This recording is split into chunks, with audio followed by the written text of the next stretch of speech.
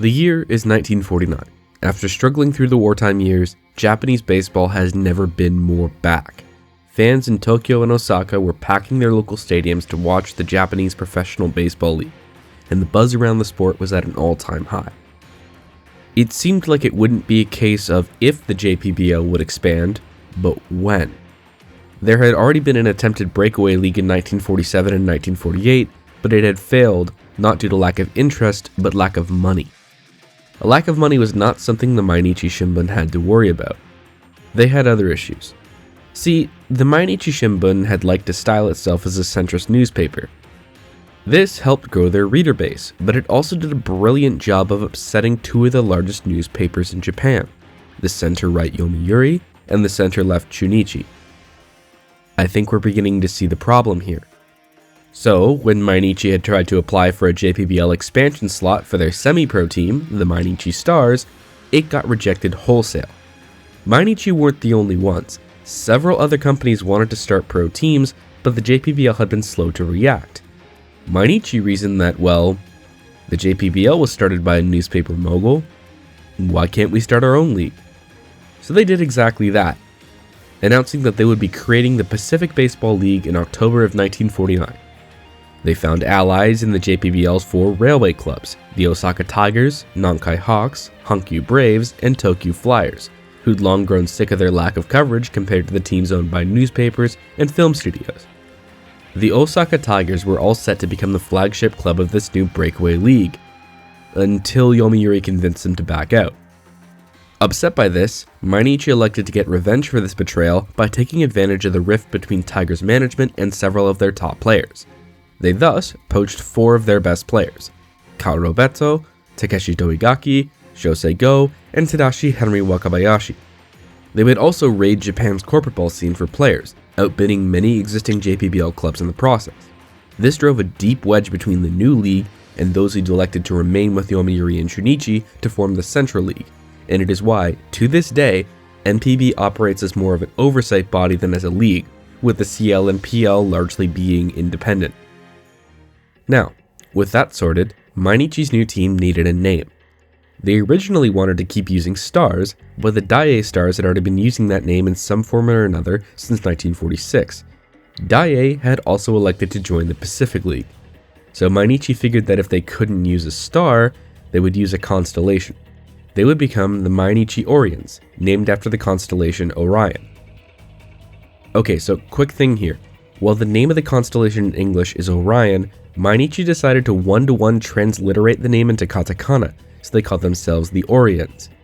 My pronunciation of this has fluctuated throughout the years. I'm gonna try and pronounce it the Japanese way, but if my pronunciation slips a bit, you know why. Anyways, Mainichi immediately set out to prove their new league had teeth. Thanks in large part to the players they'd poached from the Tigers, as well as Yasuji Hondo, Takuji Kochi, and rookie ace Atsushi Aramaki, the Orions would absolutely destroy their new league, winning the first Pacific League pennant by 15 games over the more established Nankai Hawks, and they would reach the first ever Japan Series, or Japan World Series as it was known then. Their opponents would be the similarly dominant Shochiku Robins, who sported an offense so explosive they were literally called the H-Bomb offense. The first ever Japan Series was an instant classic. The two teams toured the largest stadiums in the country and put on an absolute show, with games 1, 3, 5, and 6 all being decided by a lone run, and it would end in equally dramatic fashion. In Game 6, with the score tied 7-7 in the bottom of the 11th, Robins ace Juzo Sanada, who'd been put into the game at third base for some reason, made two crucial errors. The first allowed leadoff man Takuji Kochi to reach base, the second allowed him to score. Orions win 8-7, and would take the first Japan Series in 6. While Mainichi had tried to build on this momentum, what they didn't count on was the Nankai Hawks being one of the most well-run teams in Japanese pro baseball. It would be the Hawks that would win the next 3 pennants in a row, while the Orions tried desperately to fight back. They would come within a game of the pennant in 1952, thanks to winning 11 of 13 to close out the season. But the Hawks managed to clutch it with a win over the Daiei Stars on the final day of the season. This was the last chance the Orions had with their original core. That doesn't mean they didn't try, however. In 1953, they signed their first foreign players, Charlie Hood and Leo Keeley, Both had been stationed in Japan during the Korean War and had impressed when their unit played against the Orions minor league squad. Keeley, having pitched for the Boston Red Sox in 1951, became the first player with MLB experience in NPB. While starts were limited to when he could get leave from the Army, he still went 6-0 with a 1.80 ERA and 45 innings of work. The fact that he was still technically under contract with the Red Sox led to NPB both banning part-time contracts and working out their first preliminary agreement with MLB to avoid that happening in the future. Eventually, the Orions would get back in the saddle thanks to, of all people, Masaichi Nagata, the head of Daiei Film. See, Nagata had been unable to get his team, the Daiei Stars, out of the basement, and the Pacific League had decided to contract down from 8 teams to 6. He took care of that pretty much by himself. He would buy the struggling expansion Takahashi Unions and merge them with his team to create the Daiei Unions. And a year after that, he would enter into a deal with Mainichi to merge into the Orions. Since the Orions were the better team and had actually won a championship, the Unions would be contracted into them. Now, with Nagata's money and ambition, the Daimai Orions began to fight back. Before Nagata had took over, the Orions had already signed 2 young future Hall of Famers, Kihachi Enomoto and Kazuhiro Yamauchi, who had put up the best season in franchise history in 1956. Nagata would immediately add on to that by signing another future Hall of Famer, Kenjiro Tamiya. Add in young ace Shoichi Ono, and the Orions were back to being one of the best teams in Japan. Small problem. The Nishitetsu lines had a core that consisted of 4 of the best players of all time and a deep supporting cast, and the Hawks were also flush with Hall of Fame talent. The Orions essentially had to fight tooth and nail just to keep pace, in order to pounce when both of them faltered. That finally happened in 1960. The Orions had one of the best seasons in franchise history, winning 82 games for a second consecutive season, but this time they won the pennant by 4 games. It looked like for all intents and purposes they would win their second Japan Series championship. Their opponents were the Taiyo Whales, a team they had unwittingly created by poaching some of their parent company's best corporate ball players in 1949. The Whales had been a joke for most of the decade and were coming off 5 consecutive last place seasons, only to rocket to what looked to be a fluke pennant. Yeah, that didn't happen. The Whales swept them. What made the sweep more painful was that every game was decided by a single run. The Orions would immediately fall back to the B class and would remain there for the rest of the decade. That doesn't mean things weren't happening though. In 1962, the Orions moved into the brand new state-of-the-art Tokyo Stadium, which Nagata had built himself at great expense, and in the 1963-64 offseason, 2 massive things happened. First, the team would change its name to the Tokyo Orions. While this was mainly a publicity stunt to try and make the team stand out, the other thing they did had massive implications. They traded the face of the franchise, Kazuhiro Yamauchi, as well as young pitcher Tomo Owako, to the Hanshin Tigers in exchange for their co-ace, Masaaki Koyama, and outfielder Mike Solomko. This is not only the only incidence in which 2 NPB Hall of Famers were traded for each other, but Solomko was also the first foreign player to be traded. It didn't really fix their issues. Despite Koyama playing excellently, the Orions wouldn't make it back to the Japan Series until 1970. By then, the team looked very different, both figuratively and literally. Korean-Japanese confectionery giants Lotte had bought sponsorship rights to the team in 1969 and the team itself in 1970, because Daiei had run out of money, and the team would surge to their first pennant in 10 years. Masaaki Koyama would still be their ace, but by now he also had the help of fellow future Hall of Famer Choji Murata. They'd be joined by Fumio Narita, who'd thrown the team's first no-hitter the year prior, and Masaaki Kitaru on top of that. On the offensive front, young superstar Michio Arito had solidified himself as the face of the franchise, and he'd be backed up by fellow young gun Hiroyuki Yamazaki. Veterans George Altman and Shinichi Eito added protection in the lineup, and there was also Puerto Rican power bat Art Lopez, who the Orions had accidentally signed earlier in the decade. However, I don't think any amount of skill could have prepared them for what they were up against, because they were staring down the V9 Giants, who won the last 5 Japan Series titles in a row. As expected, they really had no answer for the Kyojin. While a Game 4 victory would see them avoid getting swept, they still lost the series in 5. By 1972, Lotte was fed up with their lot at Tokyo Stadium, and were actively looking to move the team. almost as soon as they started looking, they got an interesting offer from Sendai.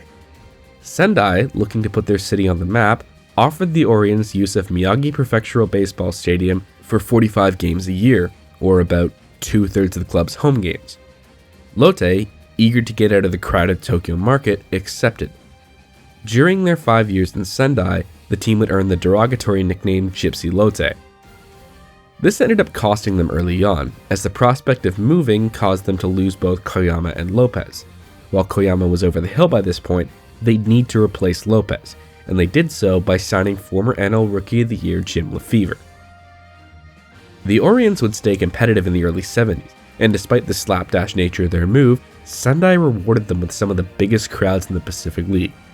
While they'd finished second in 1973 thanks to new manager Masaichi Kaneda, they'd miss out on the convoluted new PL playoffs. But in 1974, they'd rally to finish first in the PL over the Hankyu Braves. They would then beat the Braves in the playoffs to advance to the Japan Series for a fourth time.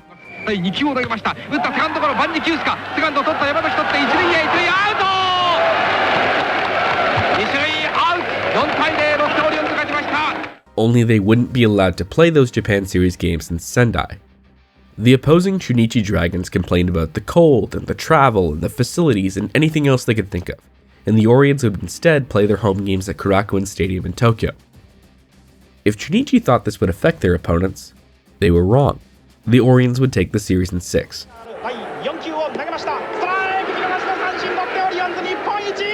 Then they made probably the most boneheaded move ever. Lotte would choose to have their Japan Series parade not in Sendai, the city that had showered them with love and praise nonstop for 2 years, but in Tokyo, the city who really couldn't care less about them. This laid bare to the denizens of Sendai that the team didn't care about them, and the crowds vanished overnight. Some say the locals even put a curse on the team, as 1974 is still the last time Lotte has finished first overall in the PL. Unlike their 1974 playoff games, which were packed to the brim, their home games in the 1977 playoffs only saw Miyagi Stadium reach 50% capacity, and even then only barely. That year, they also suffered the biggest loss in NPB postseason history, dropping Game 1 18-1 to the Hankyu Braves. They ended up losing the series in 5. With that, this now toxic relationship would run its course, and in 1978, the Orions would move back to the greater Tokyo area, taking over Kawasaki Stadium from the Whales. They were still decent on paper, being led by Arito and brothers Leon and Leron Lee, but they still had a hard time attracting fans. About the only thing that generated national headlines was the signing of the over-the-hill Isao Harimoto to ensure that he would get 500 home runs and 3,000 hits in their uniform. That and the Lee brothers, who became so popular that they began to surpass their own team in terms of headline space.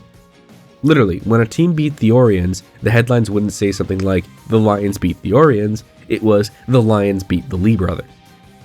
Despite this, the Orions would make another appearance in the PL playoffs in 1980, but their run of making the Japan Series to start every new decade died at the hands of a sweep from the Kintetsu Buffaloes. The Nippon Ham Fighters would dispatch them in the Pacific League playoffs in 1981, and that would be Lotte's last taste of postseason baseball for 24 years. As the 1980s dawned, a new face of the franchise emerged in the form of Hiromitsu Ochiai. Ochiai, who the Orions had taken a flyer on in the 1978 draft, had his breakout season in 1981 and never looked back.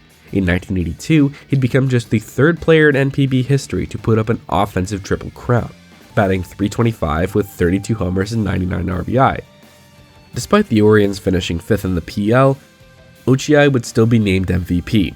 The Orions would proceed to shoot themselves in the foot by trading Leron Lee to the Whales, right after Choji Murata finally decided to get Tommy John surgery. This led to the Orions putting up the worst season in franchise history in 1983. Still, they still had Ochiai, and he would drag the team back to relevance with a triple crown in 1985 and another one in 1986. Unfortunately, the Orions couldn't secure themselves the pennant in either year, as despite Murata returning and once again fronting the staff, they would finish 2nd in 1985 and 4th in 1986. So Ochiai, known for doing things his own way, forced himself out by demanding a trade. While the Orions got 4 players back from the Dragons in return, not one could hold a candle to Ochiai. With their best player gone, thus began the darkest period in franchise history. Leron Lee would openly feud with manager Michio Arito and be cut. His replacement, Bill Madlock, was going to be re-signed until he slagged off NPB on national television in the US.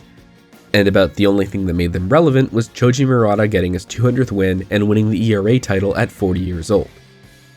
They were last to end the Showa era and last to begin the Heisei era. The team was bad, the stadium was seemingly coming apart at the seams, and no one wanted to play for them if they could help it, so they needed a solution. And fortunately, that solution had been built across the bay in Chiba, Marine Stadium, a brand new 30,000 seat ballpark. It might not have been state of the art, but it was a hell of a lot better than Kawasaki Stadium, so Lotte would elect to move them there in 1992. With a new city would come a new name. The Orions name had long lost its significance, and the team wanted to make a splash in their brand new home. However, they couldn't decide on a name. The most popular suggestions were Dolphins and Pirates, but both had problems. The name Dolphins was rejected because it shared both a Latin and katakana initial with the Chunichi Dragons, and they feared they wouldn't be able to get the Dragons to agree to a compromise a la Buffaloes and Blue Wave. The other one was Pirates, thanks in large part to the popular comedic baseball manga Susume Pirates. This was rejected by the higher-ups both because of potential copyright issues and the fact that the fictional team was terrible. While the real team was also terrible, it wasn't exactly what they wanted to draw attention to. So they ended up taking the name of their new stadium and became the Chiba Lotte Marines. Since Marines has no one-to-one translation in Japanese, the team said that it meant Heroes of the Sea, which if you know anything about 20th century Japanese history is just a bit ironic. Despite ace Hideki Irabu striking out batters left and right and the wave of youth on the squad, the early years in Chiba were not met with any success. Until 1995. That year, they hired former Texas Rangers manager Bobby Valentine. It was originally dreamed up by general manager Tatsuro Hirooka as a publicity stunt, but then the Marines had their first winning season in a decade, finishing second to Ichiro's Oryx Blue Wave. With Valentine also came a new look, as the Marines ditched their pink highlighted uniforms for a black and white pinstripe look that evoked both the Chicago White Sox and their original Mainichi Orions jerseys. While the jerseys would be kept, Valentine would not be, as he and Hirooka had a falling out and he would be let go at the end of the year. The team immediately returned to the basement. Hirooka would also get into hot water for doing a backdoor deal with the San Diego Padres for Hideki Irabu's MLB rights, something that not only upset Irabu, but the New York Yankees and MLB and NPB as a whole, leading to such practices being banned. In 1998, the Marines would set an NPB record with an 18-game losing streak, and finished last place in back-to-back years. After Koji Yamamoto, no, not that one, the other one, couldn't get them out of 4th place, the Marines decided to swallow their pride and bring back Bobby. He immediately got them back to 500. Then he'd take it one step further. 2005 was the best season in franchise history, buoyed by the best offensive unit in franchise history. Saburo Omura, Matt Franco, Benny Agbayani, and Sung Yeop Lee were helped by the brilliant defense and contact hitting from the likes of Tsuyoshi Nishioka, Makoto Kosaka, and Toshiaki Imae, as well as Tomoyo Satazaki behind the plate. Put that all together, and you've got an offensive unit that put up a 117 WRC+ and 40 WAR. In fact, it's the 10th best offensive unit in NPB history. And they finished second to the newly renamed Fukuoka SoftBank Hawks. No matter, they would easily beat the Lions in the PL wildcard and then beat the Hawks in the PLCS.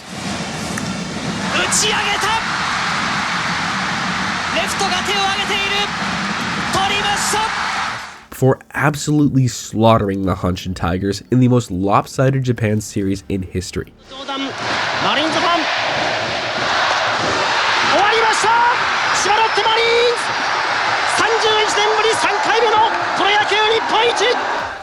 "10-1, 10-0, 10-1, 3-2, an aggregate score of 33-4, thus ensuring that Bobby Valentine would never have to buy a drink in Chiba again.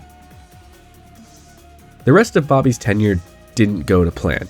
While he would get them back to the playoffs in 2007, they lost to the Fighters in the PLCS, and after back-to-back losing seasons, he would be fired, causing a massive split in the fan base, many of whom felt that the team's performance wasn't Bobby's fault.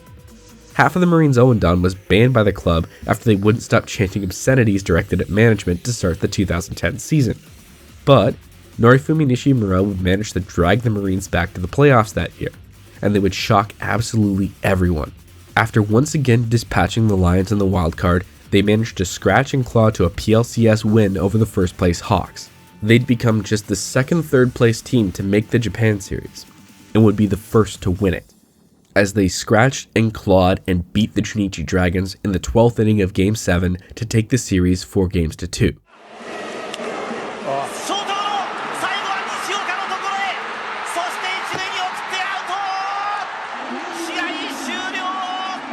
The Miracle Marines would be born. What grew the legend of the Miracle Marines was the team's immediate drop back into the Pacific League's basement. While Hall of Fame Lions catcher Tsutomu Ito would lead them back to 3 third-place finishes in the 2010s, they couldn't repeat their 2010 feat, as they got curb-stomped twice in the PLCS by the Eagles and Hawks. After getting back to second place in 2020, they'd draft the player who should have been their savior, Roki Sasaki. As a rookie, he helped them make the playoffs in back-to-back years before throwing the best game ever pitched in 2022. A perfect game with 19 strikeouts against the eventual Japan Series champion Oryx Buffaloes. That would be the lone highlight of the Marines season, as they finished 5th that year, but they would follow it up with back-to-back playoff appearances. Unfortunately, they would fall in the PLCS to the Buffaloes in 2023 and would choke away the 2024 PL wildcard to the Fighters. Still, it was clear that Roki was the piece they'd build around, and they still had a couple years to try and get all the way before they posted him at peak value. Or so they thought, because Roki would then stab them in the back. His camp had gotten into bed with Dentsu, a massive Japanese advertising company who also owns the rights to negotiate MLB's Japanese TV deals. Dentsu would effectively blackmail Lotte, whose Japanese operations rely a lot on consumer goods and thus need positive PR, so Roki got posted for peanuts. To put it bluntly, this pissed pretty much everyone off. Well, everyone but Dodgers fans. If Roki doesn't return to the Marines during the seemingly inevitable 2027 lockout, I don't want to think about what will happen. The Marines would immediately fall back to last place in the PL. However, they are riding a tidal wave of youth.